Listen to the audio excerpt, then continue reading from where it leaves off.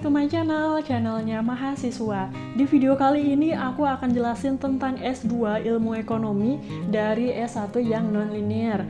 Tapi sebelumnya jangan lupa klik subscribe dan turn on notification biar kamu gak ketinggalan informasi terbaru dari video-videoku selanjutnya. Jadi di video-video sebelumnya aku udah jelasin tentang S2 Manajemen sama S2 Akuntansi dari S1 yang non-linear.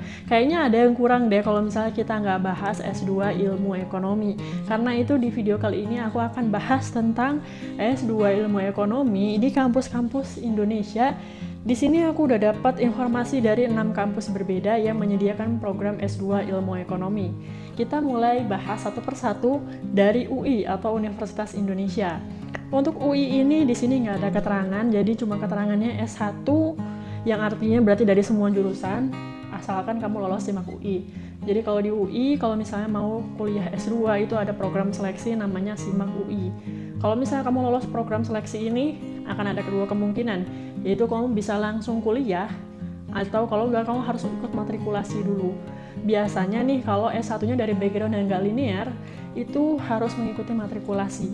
Tapi juga nggak menutup kemungkinan, karena kalau di UI ini setauku adalah yang ikut matrikulasi itu kalau misalnya hasil seleksi di SIMAK UI-nya ini menunjukkan kalau si calon mahasiswa ini nggak bisa langsung mengikuti perkuliahan. Misalnya dilihat dari, wah kemampuannya kayaknya kurang nih kalau langsung ikut perkuliahan. Jadi dia diikutkan matrikulasi dulu. Tapi kalau misalnya sekalipun nih kamu dari S1 yang non-linear, tapi pas dilihat, wah kamu ini mampu nih kalau langsung ikut kuliah S2 gitu. Ya udah berarti kamu nggak perlu mengikuti matrikulasi dulu. Jadi nanti hasilnya apakah kamu ikut matrikulasi atau enggak akan ditentukan setelah kamu memperoleh hasil seleksi dari SIMAK UI ini. Yang kedua yaitu Undip atau Universitas Diponegoro. Untuk Undip ini persyaratannya yaitu dari S1 maupun D4 dari bidang ilmu lain dengan pertimbangan pengalaman dan bidang pekerjaan yang berkaitan dengan ekonomi. Jadi kalau misalnya kamu dari S1 atau D4 yang tidak linear tapi kamu punya pengalaman kerja di bidang ekonomi, kamu masih bisa mendaftar di Undip ini. Yang selanjutnya yaitu UNER. Untuk yang UNER ini nggak ada persyaratan background S1-nya harus apa, tapi tetap harus ada yang kamu highlight.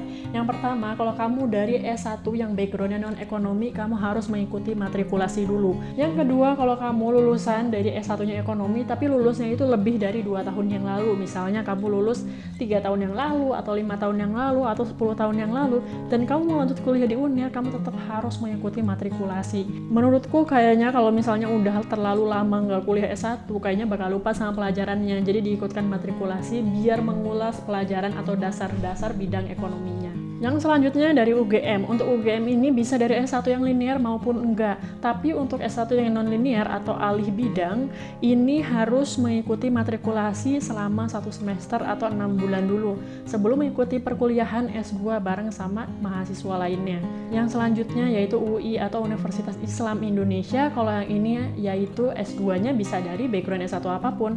Kenapa? Karena S2 di UI ini yaitu S2 multi-entry atau bisa berasal dari background S1 apapun. Yang selanjutnya yaitu USU atau Universitas Sumatera Utara. Untuk USU ini S1-nya bebas, asalkan IPK-nya di atas 2,75. Oke, itu aja dari 6 kampus di Indonesia yang menyediakan program S2 Ilmu Ekonomi.